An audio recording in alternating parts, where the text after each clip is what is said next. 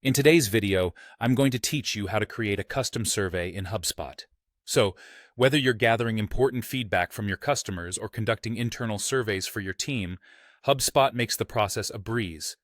Let's walk through the entire process together and get your survey up and running in just 5 minutes.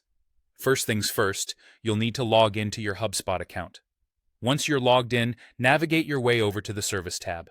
Under Service, you'll find an option labeled Feedback Surveys.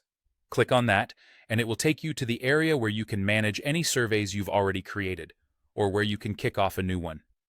Now, look to the top right corner of the screen. You'll see a button that says Create Survey. Go ahead and click that. This will open up an array of options for the type of survey you'd like to create. Since we're focusing on custom surveys today, you'll want to select the Custom Survey option and click Next to move forward. Next, it's decision time. How do you want to distribute your survey? You have two options.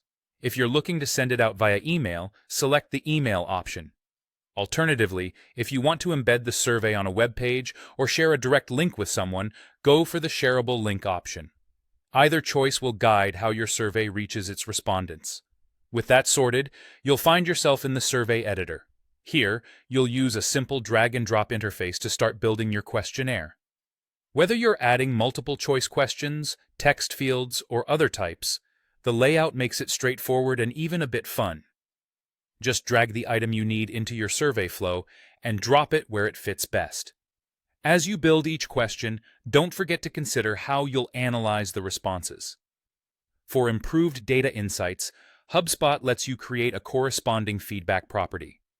This way, each answer can be easily stored and analyzed later on to provide valuable insights into your respondents' opinions. Once you have all your questions laid out and you're happy with the structure, it's time for a final review. This is your chance to double-check for any typos or errors in logic. How does the flow feel? Are the questions clear and concise?